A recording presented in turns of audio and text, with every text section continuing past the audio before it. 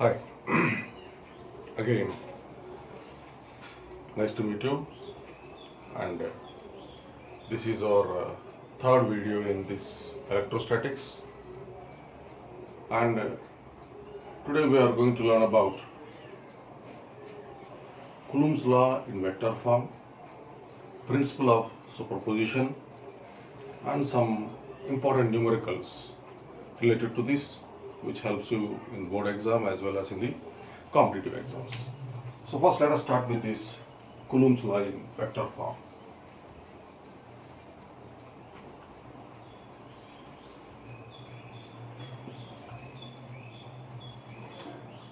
So already we talked about this Coulomb's law, and there we just understood the Coulomb's law as the force between the two charges is directly proportional to the product of the charges and inversely proportional to the square of the distance between them, and we made the equation like this. And what about this vector form, Coulomb's law in vector form? So we'll understand that now it helps us in solving the problems. Okay, now for this let us take the two charges Q1 and Q2, two point charges and the two like charges. Let them be the positive charges. Okay, now if these two are the 2 point like charges and they are separated by the distance r, so suddenly here there will be interaction between these two charges. Q1 exerts force on Q2 and Q2 exerts force on Q1. Now, first let us talk about the force exerting on Q2 by Q1. So as this is a repulsive force, I said that they will be pushed apart. Now, the force is acting in this direction, and I will represent it like force acting on 2 by 1. So it should be represented like this. You also have to follow the same method to make the others understand easily. And now, how to represent the direction? So now just look at this vector here. This is r, and this is from 1 to 2. So this I can write it as r1, 2. So now this is in the direction of this vector. So I cannot represent completely as r12, so I will only take the unit vector in that direction. What is the unit vector of this? It is r12 cap. So now this is in this r12 cap direction, this force will be acting. Now I will write the expression for this as F is 1 by 4 pi epsilon naught. What is this F? The force acting on Q2 by Q1, it is F21. It is 1 by 4 pi epsilon naught. As usual, you can write as Q1, Q2 by distance between them, r square. And now, to just mention the direction, we will use this unit vector. It is in this r12 cap. Or else, 1 by 4 pi epsilon naught, Q1, Q2 by, what is this r? This is nothing but r12 cap. It can also be represented like this. Here r12 means the magnitude of this r. So r12 square. So here radius means it is the magnitude of it. And sometimes you find when you are doing a problem, we need to just we cannot use this unit vector here. So that at that time what we'll do is 1 by 4 pi epsilon naught Q1 Q2 by r12. R12 means what is this r12? R1 minus r2 whole square. So just wait for a while there. And instead of taking unit vector, I'll just take the complete vector, that is r12. And so because we are taking the complete vector here, to just balance this, I'll make it as a q. So now it becomes 1 by 4 pi epsilon naught Q1 Q2 by R1 minus R2. This is the magnitude whole cube. R12 is R1 minus R2. You know, this is a vector. All these we have learned this when you are learning vectors in the 11th class. So this is how we can just represent in the vectorial form. This is related with the force exerting on Q2 by Q1. Now coming to the same thing, to understand in a deeper manner here, we'll go with the same thing in a reverse manner here. Now I'm taking Q1 and Q2, the point charges and the light charges, and we know that both are exerting force on each other. Earlier we have taken the force acting on Q2 by Q1 and shown it as F21. That means force acting on 2 by 1. It is represented as F21. Now the force acting on 1 by 2. Force acting on Q1 by Q2. So now they are separated by distance r. How the force will be acting on Q1 by Q2? That will be in this direction. So how can I represent that? It is F on 1 by 2. No problem. We can show the direction like this. We can understand that it will be in this direction. And this R also can be shown like this. It is R. From where it is coming? 2 to 1. So it is R to 1. There it is starting from 2 to 1. So it is R to 1. And the unit vector in this direction is R to 1 cap. So now, how can I write the Coulomb's equation now? Coulomb's force of interaction equation now. It is F12. Force is 1 by 4 pi epsilon naught. And keeping in mind that we have kept the charges in the free space area, so that I am using epsilon naught. And the charges are Q1 and Q2. And it is, so if you want, you can write either R square, as we did here, or R21 square, as we did here, or R21 square means R2 minus R1, magnitude of this. Now I want to write here R21 cap. So I'll write as R21 square only here. Okay. So now this is writing directly in the vectorial form now. So just observe the equation here. F21, this equation and this equation. Just look there. This R12, R21, how they are? R12 and R21. These are the unit vectors. Unit vector means you can understand that its magnitude is of 1, but the direction is opposite. So R12, their magnitudes will be equal, but the direction is opposite. So I can represent it like this.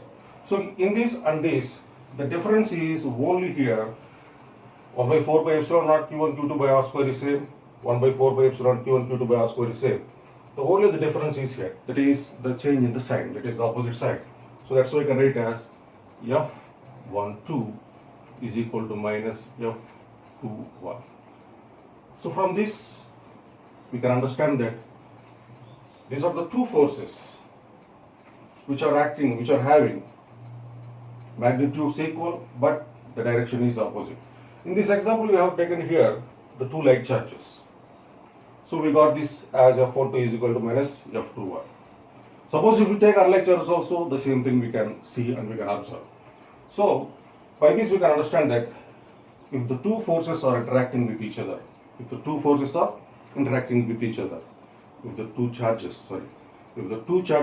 interacting with each other, whether the charges may be like or unlike, the forces will be always equal and opposite. So here, this just follows the action and reaction pair.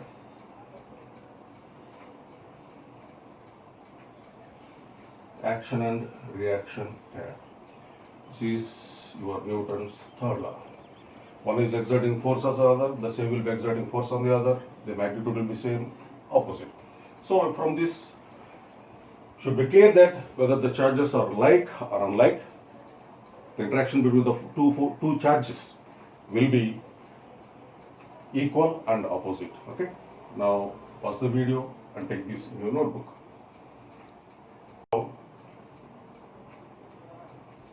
So we understood that F12 is equal to minus F21. So here we have one more thing we understood there. The force between the two charges, that is Q1 and Q2, is always acting along this F1 and F21. So these two charges, these two forces will be acting along the line joining the two charges.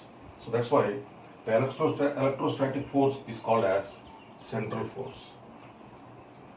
Electrostatic force. Force is a central force because they are acting on the line joining the two charges. That's why the electrostatic force is called as a central force. Okay. Now, okay. Now we understood how the forces will, there will be the force of interaction will be there between the two charges, and keep in mind the charges are at rest. So the Coulomb's law is applicable for the bodies of the charges at rest. And we have just said that this is limited only to the two charges. Suppose if there are more than two charges, then how can we calculate the net force acting on a charge because of the other charges? For example, suppose if we are having a charge Q1 here and charge Q2 here, Q3 here and Q4 here. Let them all be the like charges and positive and positive, positive, positive. So here you understood that all these things, the forces there will be force of interaction with all the charged particles. Now how to find the force acting on this particle? If I want to find the force acting on this charged particle by these three charged particles, I cannot go for this simply with the Coulomb's law. So here I apply the principle of superposition.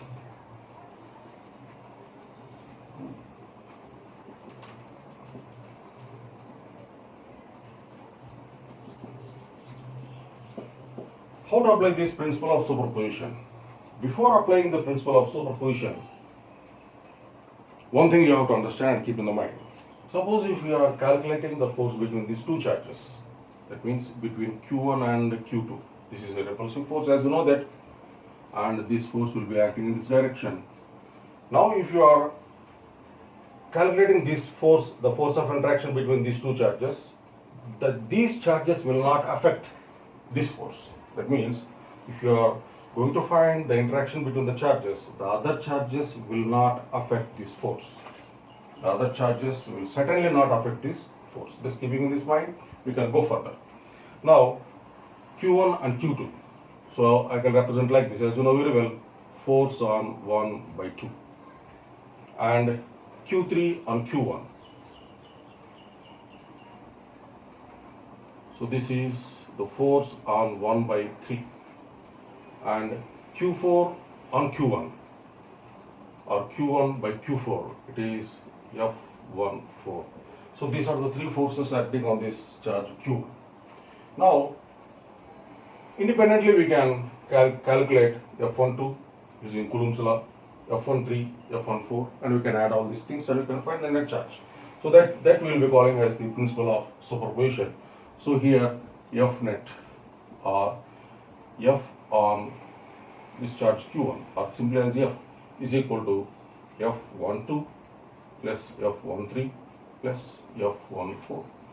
So you can write like this. So if you want to write still more in this, what you can do vectorial form representation, we'll just go like this.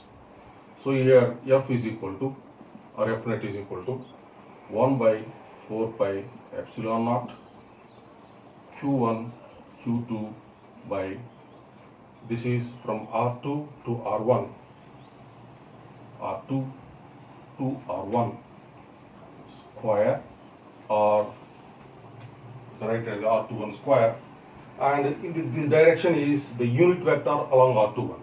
So it is R21 cap. This is for this F12. Now coming for this F13. So it is 1 by 4 pi epsilon naught 1 and 3 Q1 Q3. The radius vector is from this 3 to 1. So R31 square, and unit vector along this vector, along this radius, so it is R31 cap.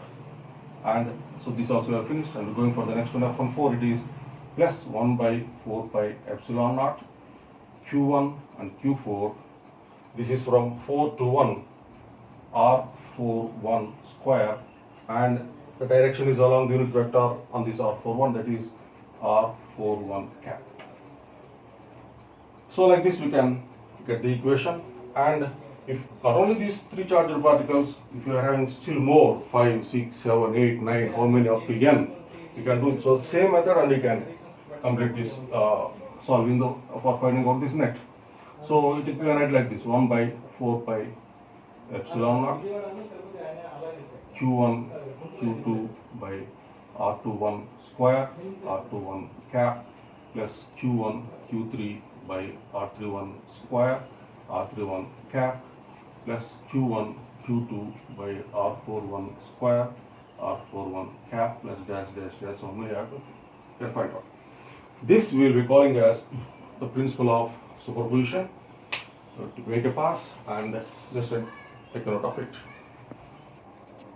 Yeah, here is a simple problem for you. The two charges, 2 microcoulombs and minus 3 microcoulombs, are separated by 1 centimeter. If the charges are placed in mica of dielectric constant 5.6, dielectric constant means nothing but relative permeability. So here ER is 5.6. Calculate the force between them. So this is the first part. And if they are kept in the water whose relative permeability is 80, what is the force between the charges? So here the charge Q1, it is plus 2 microcoulomb. Micro means it is 10 to the power of minus 6. So it is, you can write as 2 into 10 to the power of minus 6.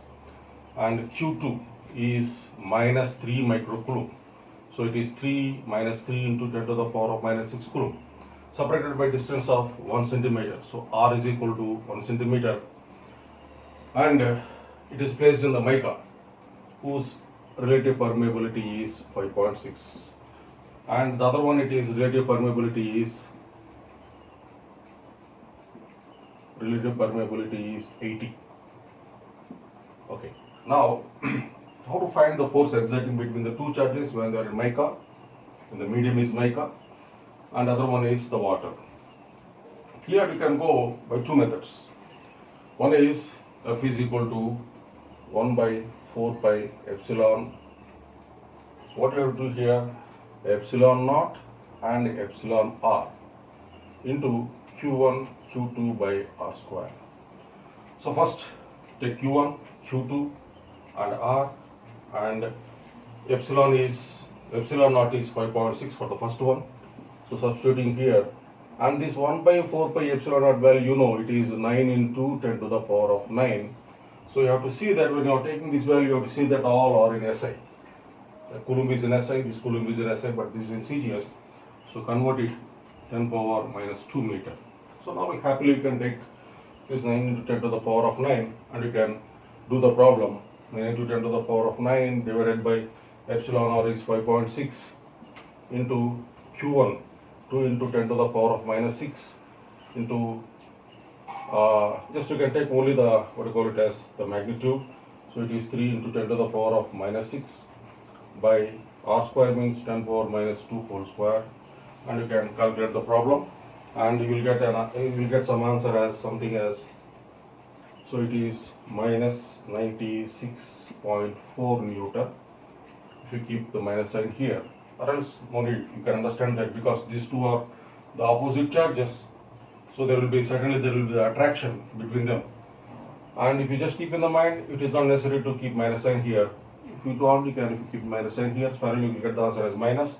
So by this you can understand that the two charges are opposite and they are attractive in nature, and the magnitude of F is 96.4 Newton. This is for this mica. And if you want to do for water again, what you have to do is, you have to go for again 9 into 10 to the power of 9 divided by 80, and again solve all these things and get some answer as something else, and so you will get the answer as something like it is 6.75 Newton. 6.75 Newton. So you are doing the problem for this one time and for this another time, again doing a very big calculation.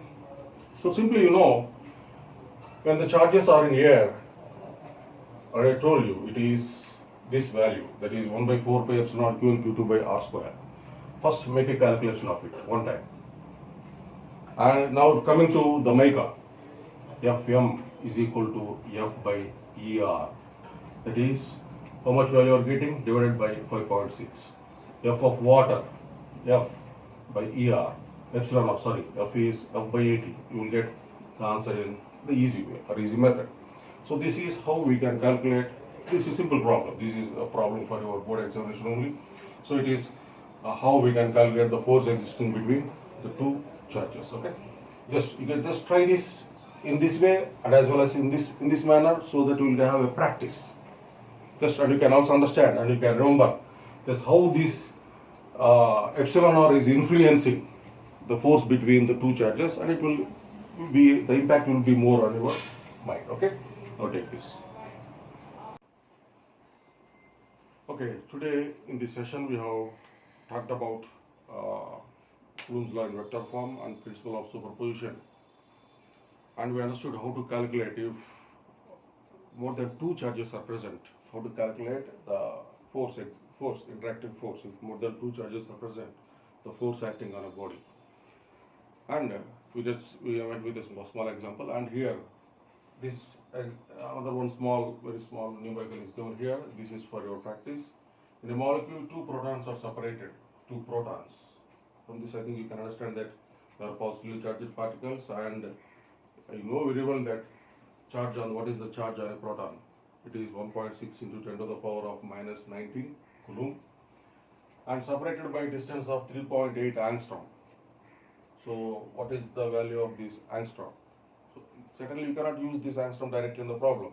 You have to convert into SI, into meters. Find it out and calculate the electrostatic force exerted by one proton on the other. Very simple. Directly applying the Coulomb's equation here. And these are separated by in air. Take this separated, these particles are in air, and you can take this epsilon, so that you will 1 by 4 pi epsilon naught. You can take it as 9 into 10 to the power of 9, and see that the remaining charges, quantities are in SI, and I think you know very well about this angstrom. And it is 1 angstrom is 10 power minus 10 meter. Okay, use that and calculate the problem, and your answer finally will be in Newton. Okay, have a nice time. Bye bye.